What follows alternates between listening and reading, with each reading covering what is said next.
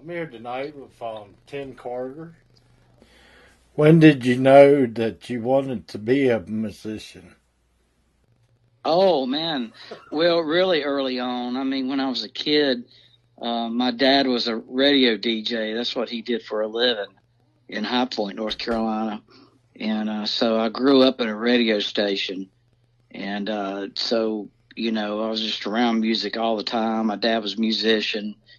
And so it was just always in the house, and like I said, spent a lot of time in the radio station and heard lots of music back then.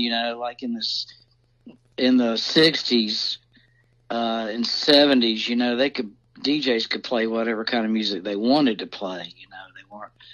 They weren't told to play a particular kind of music. So he kind of did everything. He did real classic country, and he would do big band music and classic stuff. Frank Sinatra and all those guys. So he was all over the board. So I heard all kinds of music, and I think what really got me into playing the kind of music that I play now, which I turned into a banjo player, and he brought home some Homer and Jethro records. I don't know if you know those guys or not, but and they were doing like acoustic jazz stuff. They were a comedy team, but Jethro Burns was a great jazz mandolin player, and I heard that and really liked that, and then he turned me on to some Earl Scruggs stuff, and I got into that. So I was probably 9 when I started like taking lessons on music, so, and I just turned 62 a couple days ago. Wow. Yeah. I'm still at it, man. I'm going hard, So, but it's what I do. I'm in my 40th year of in the music business for a career. So this is my 40th year this year. So it's still going pretty hard.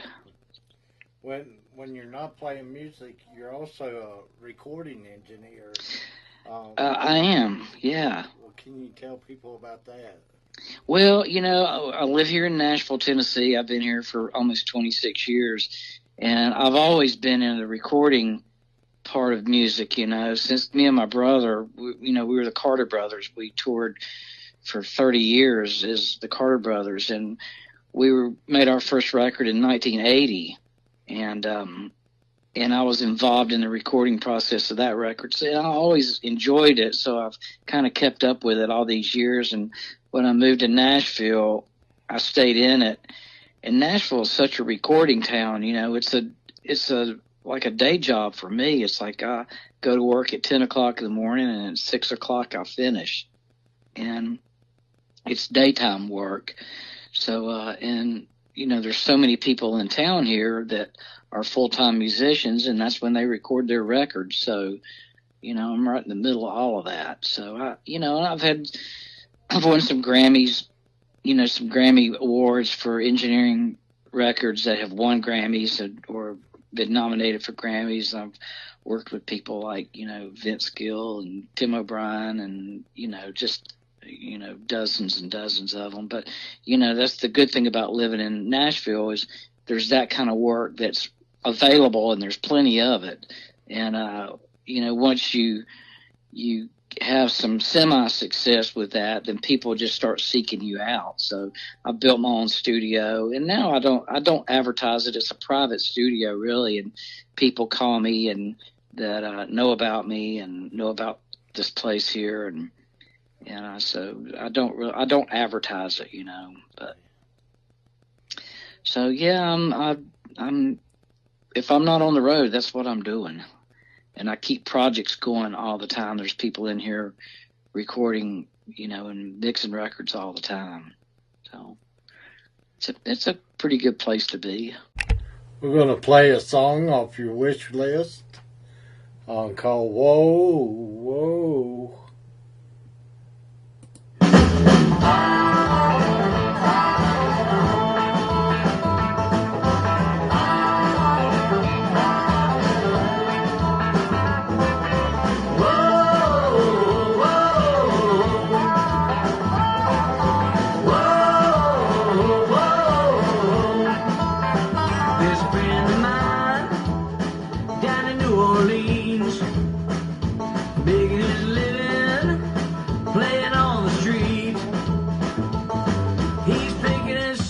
Drinking all night long, hooting and hollering from dusk till dawn. Playing for tips and hanging around on every corner just to be in a clown. Whoa, whoa,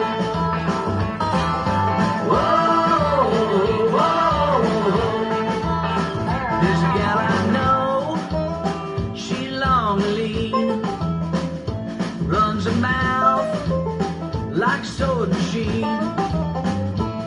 She's mean as a snake, she don't take no crap. Got a big tattoo that covers her neck, tobacco juice running down her chin. She got one good tooth, that's why she don't grin. Whoa, whoa,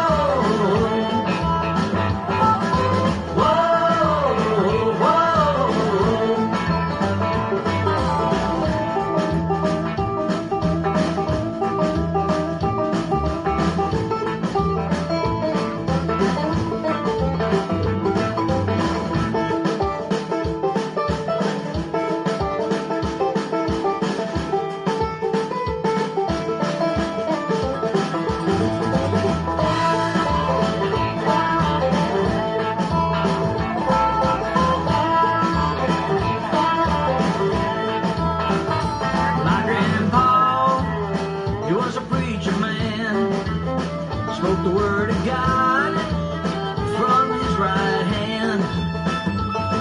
Then the lightning came and it struck him down. He got right back up and it hit him again. If you're gonna do battle, Mr. Preacher Man, you better get right with God and make your stand. Whoa, whoa,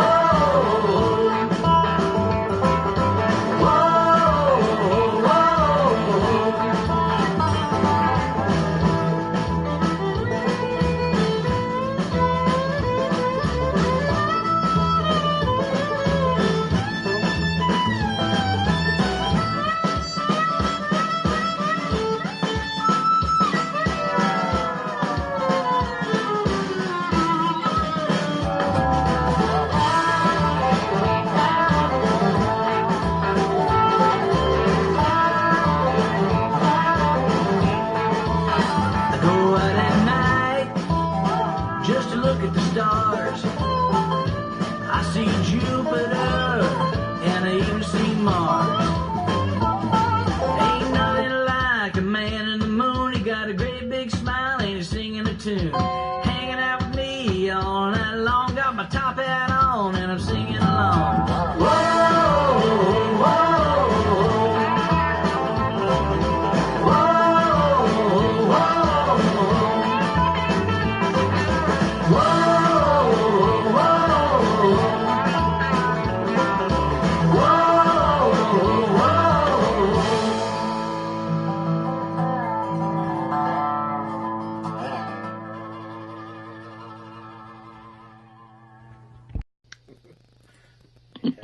That was a great song.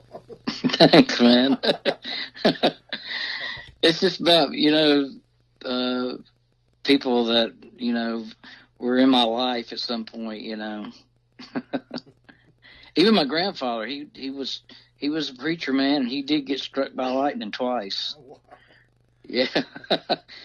He walked all hunched over, But, yeah, crazy. What can you tell people about your Wish album? Well, it's I've been primarily a banjo player for 45 years, but and most of the time I was playing with my brother. My brother was a blues rock guitar player, and so I learned, I played Earl Scruggs kind of banjo, but really I spent most of my time playing with my brother and playing blues and rock music on the banjo. So we kind of started this thing years and years ago of, writing our own music and writing stuff like you just heard, and a couple years ago his health kind of went downhill, and I was trying to rediscover myself and what I was going to do, and I decided to kind of continue the tradition, what me and him had started, which was, incorporating the banjo into, blues rock kind of music. So that's what I've done with this record. It's kind of my newest thing. And, I wrote most of the songs on the record, and so I'm trying to keep up what me and him started years ago. And, having drums, electric guitar, banjo, that kind of thing. So it really allowed us to get into, back then it allowed us to get into more festivals and more clubs, because we weren't strictly a bluegrass band. We were more of a rock band with banjo in it. And that really opened up a lot more doors for us to go play gigs and make a living doing that. Because being a bluegrass band back then was hard to make a living doing it. Even if you were a well-known bluegrass musician, you weren't making a lot of money, and so that we actually kind of, that's kind of what we meant to do. Well, thanks for being on the show tonight. I really enjoyed it. Well, thanks, man. And, anything else you need, just always call on me. I'm always, if you're ever looking for any other music or anything, I do a lot of music in here for other people. So if you're ever looking for anything, just let me know. And, lots of new artists. So feel free to knock on my door anytime. Okay. And maybe we can have you back again when you got your other album out.